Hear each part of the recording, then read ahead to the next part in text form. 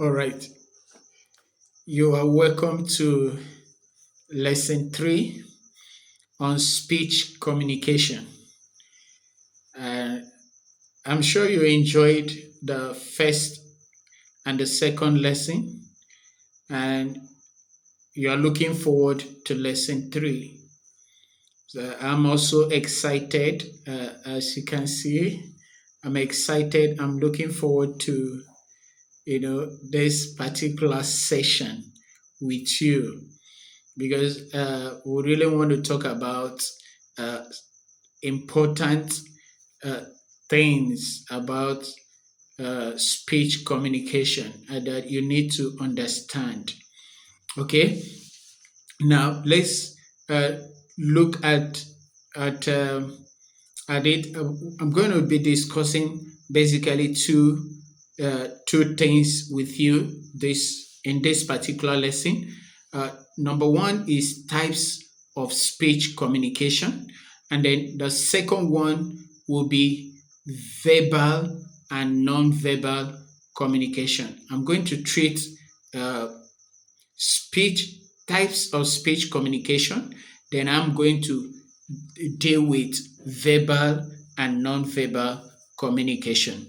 Those are the two things I really want to achieve with you in the few minutes we have to spend together. So I welcome you again to Mascom Hub, and I ask you, if you have not subscribed, please do so now before we move. Just take a moment and hit that subscribe button, turn on the notification button, and like the video.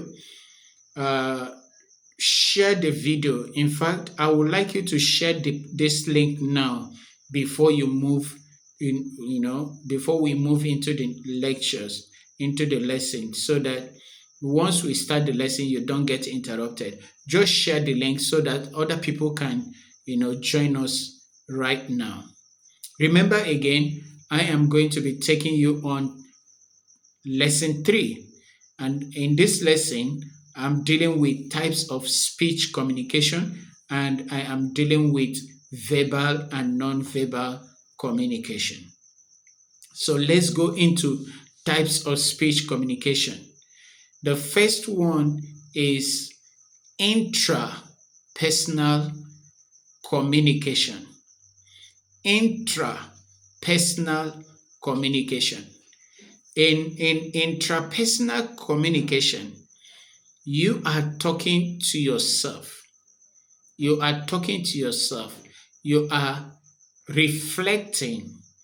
You are speaking out your thoughts. You are trying to analyze your thought. You are reflecting. This is where meditation comes in. This is where self-reflection comes in. This is where soliloquizing comes in, and all of that. You are talking to yourself. I'm sure you have done this before. You find yourself talking to yourself. That is speech communication. Now, if you know how to do that very well, intrapersonal communication, if you know how to do that very well, you can actually have very meaningful communication, with yourself. And that can lead to a lot of discovery. That can lead to a lot of, enlightenment. That can lead to a lot of, innovation.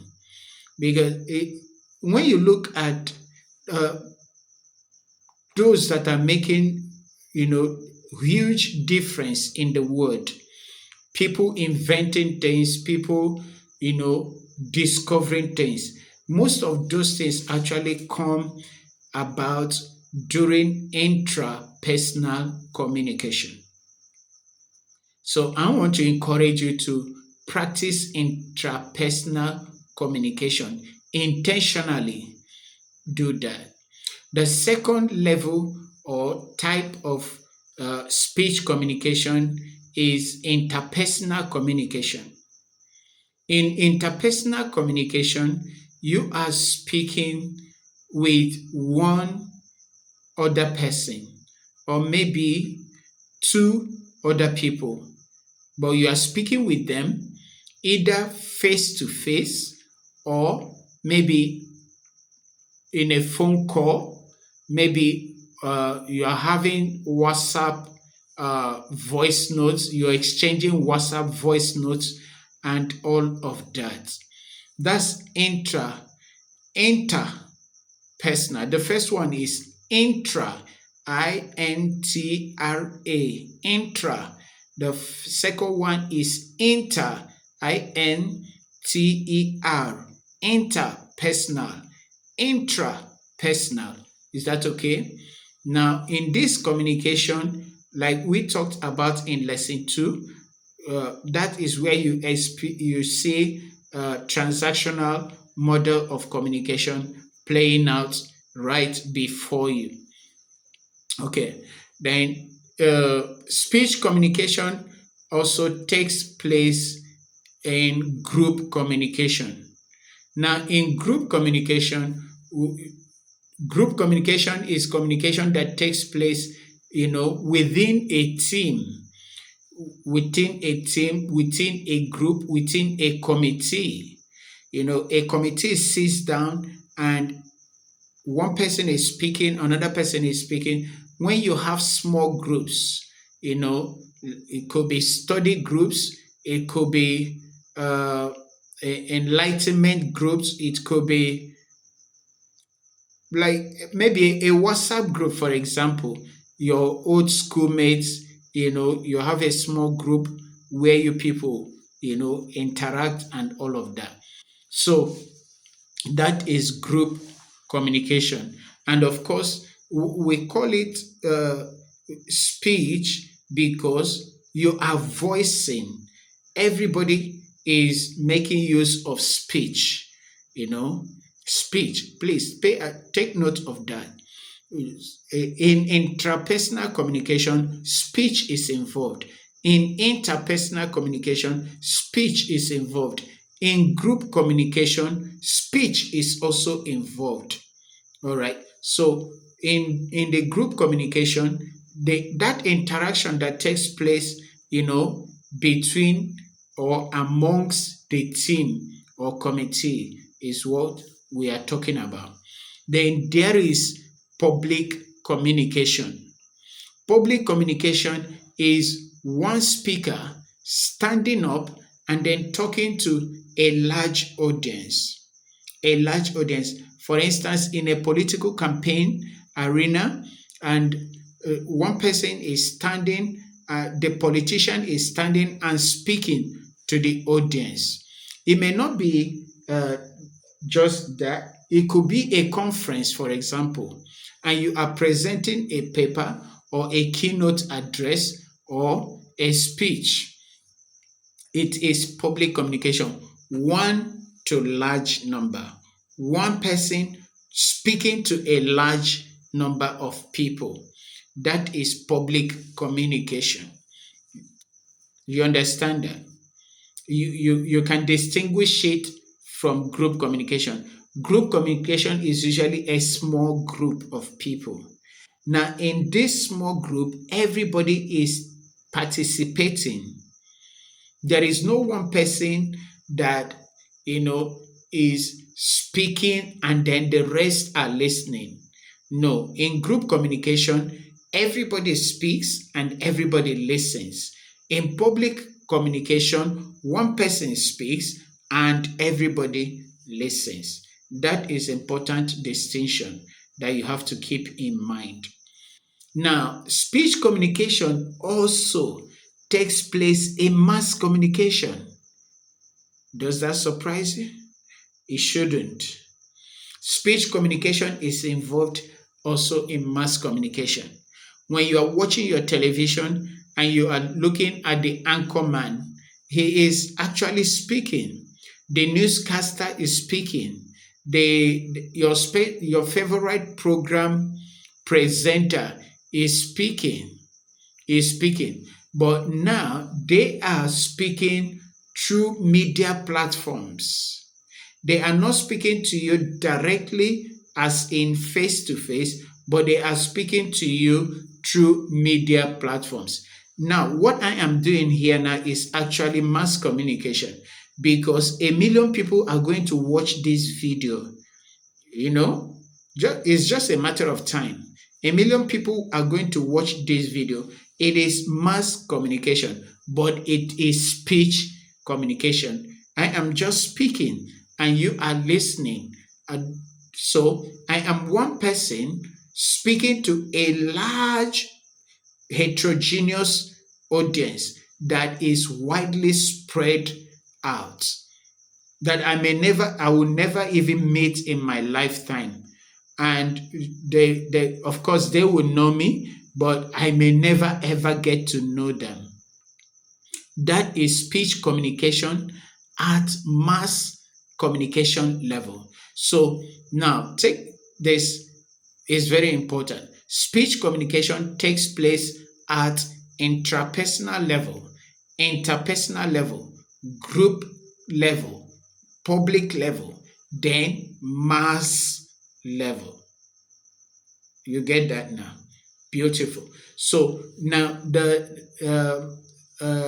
is also speech communication at organizational level. And we call that organizational communication. And in this level, we are talking about internal workplace communication. Internal workplace communication. So in every organization, communication takes place, speech communication takes place. A manager comes, to speak to his workforce. Of course, you can say that is group communication. Yes, it is group communication. But also, it is an organizational communication. What may distinguish this, for example, is that may not require the participation of everybody. And that's why you need to distinguish it. If a manager calls all the staff under him and then gives them instruction, there's not going to be exchange of communication or something like that. So in that case, we are talking about organizational communication. So those are the types of speech communication, or the levels at which speech communication takes place. Number one, intrapersonal level. Number two, interpersonal level. Number three, group level. Number four, public level. Number five, mass level. And then number six, the organizational level. So each of these, you can tie them to communication and to speech communication in particular. Is that okay? Now let's look at verbal communication. What is verbal communication? Verbal communication is communication using spoken words. Verbal communication is communicating with words, spoken words. So without words, verbal communication does not take place. All right? The word verbal actually refers to spoken words. To verbalize, to verbalize something, that is to speak it out. All right? Now, the key thing about verbal communication is that for it to be effective, it has to be clear, it has to be concise, and it has to be coherent. Take note of those three things I just said: clarity, conciseness, and coherence. Speech, verbal communication, if it is not clear, it, it confuses. If it if it is not concise, that is, it is not brief, it is not, you know, uh, packed well, it will also miss the mark. If it is not coherent, it will also miss the mark. That means there is an opening, there is a middle, and there is a closure. You already know the sequence through which you are going to go through. And then you begin right from where you are supposed to start, and then you end where you are supposed to end. That's what we mean by coherence. You don't start at the end, then get to the beginning, and then start from start from there coming down. No, it won't be coherent. You start with one topic, then you jump into another topic that is completely unrelated to what you started speaking about. You lose, track of your thoughts, and then, or you get distracted and you move into something else. No, in speech, in verbal communication, that is, an unpardonable error. Okay. Now, verbal communication is influenced by the following factors. Number one is your tone, your voice, the tone of your voice. Okay? The tone of your voice. You could be saying something nice, but you are saying it with an angry tone. You will miss the mark. You are saying something that is supposed to make people laugh, but your tone is so serious. Nobody is going to laugh. Is that okay? So your tone, then the pitch of your voice. The pitch of your voice. When you are supposed to be speaking, at a level that everybody can, relate with you, as, at a conversational level. You can have a conversational tone. You can also have a teaching tone. You can have a preaching tone. Now, the pitch of your voice is let me use something you can understand. The volume. You could be shouting. Your pitch is high, and people are wondering what has gone wrong with this man, or what has gone wrong with this lady. When they're expecting your pitch to be moderate, or even your pitch may be even so low that people can't hear you. If your pitch is too high, it will be distracting. If it is too low, the people will be straining to hear you. So your pitch has to be at the level where you are comfortable and your listeners are also comfortable.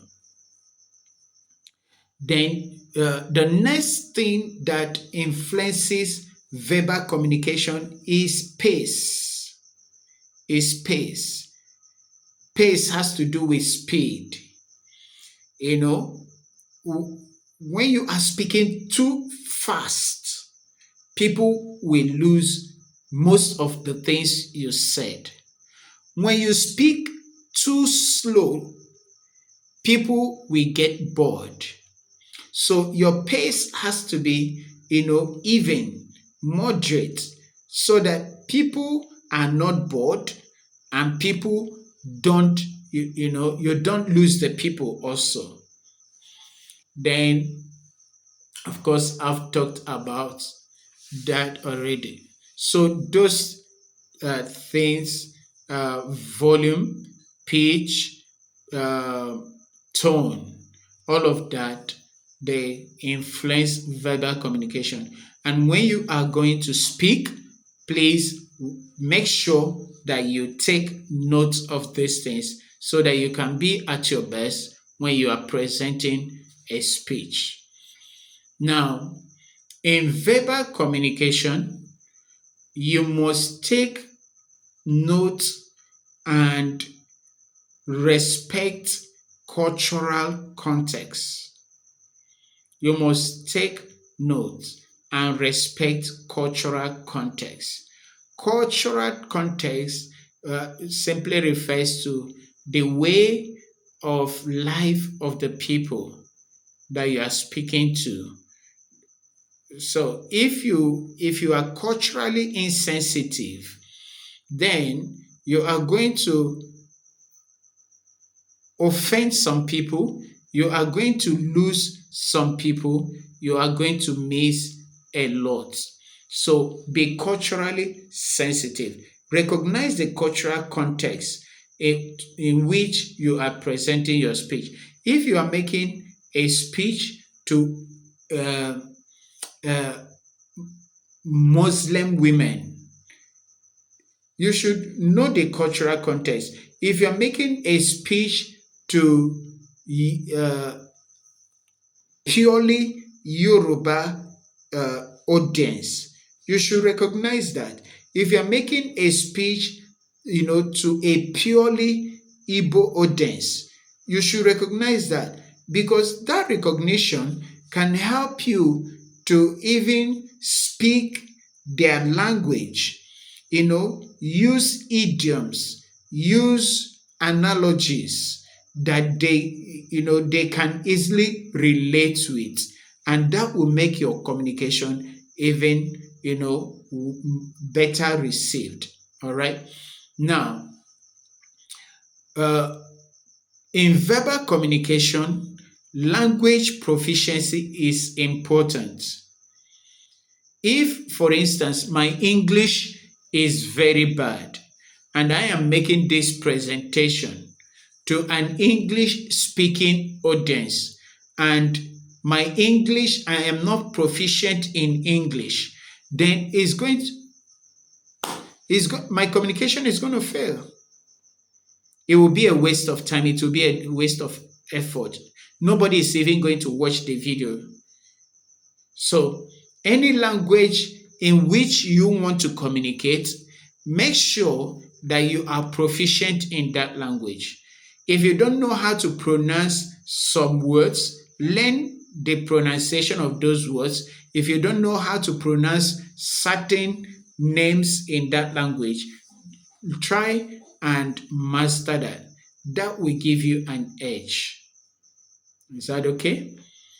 Finally, when it comes to verbal communication, active listening is essential.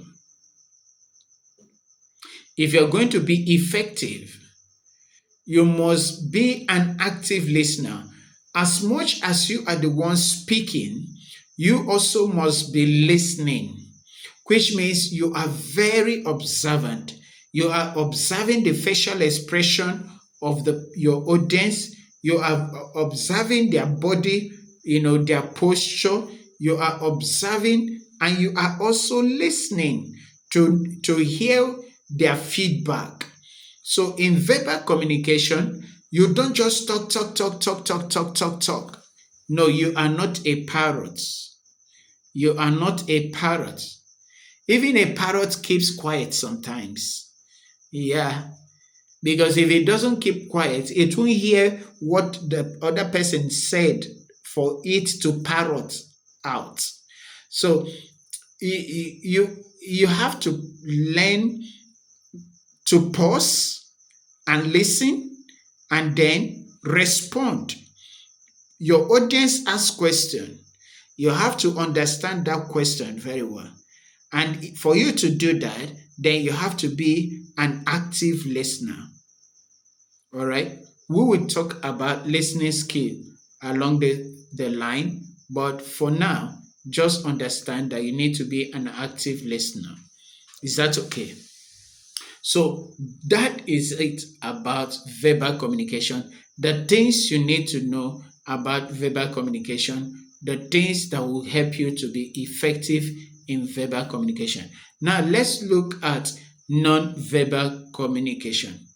In every speech communication, did you see what I did with my eyes now? In every speech communication, verbal communication also takes place. Now, the thing about verbal communication is that they can support or they can subtract from the speech that you are, communicating or you are making. So it is important that you understand the nuances of non-verbal communication. So when we talk about non-verbal communication, we are talking about gestures like this. I am speaking and I'm doing like that. It means something. It means something.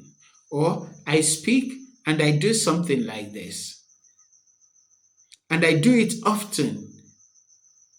In the process of my speech, that can be a noise. It can become a noise. It can become a distraction. All right. So gestures, facial expressions, posture. If I'm slumping, I am unmotivated, I'm looking unmotivated, and all of that. It communicates something. The energy that I am putting into what I am doing can be lost if I don't take care of my facial expression, my gestures, and my posture. So it's important. Okay? Now, in non-verbal communication, it is important that you maintain eye contact with your audience. You maintain eye contact with your audience. You look into their face as they look into your face. You look into their eyes as they look into your eyes. You can't be speaking to an audience and your eyes, you have your eyes on the floor, on your toes. No, you can't do that. All right. Now, another thing that is also involved in non-verbal communication is what we call polexemics. Okay, proxemics. Proxemics is related to the word proximity. Okay, that is space. The farther away you are from your audience, that distance communicates. That distance communicates. The closer you come to your audience, it gives them a different feel. I'm sure you must have experienced this.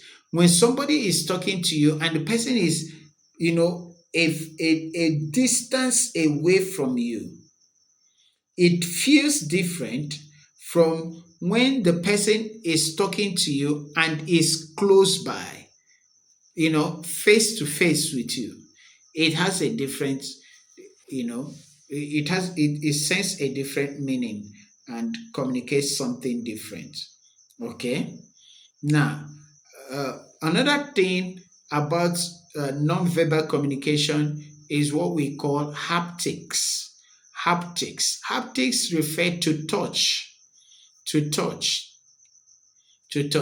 You may be before an audience that you may not be able to touch them.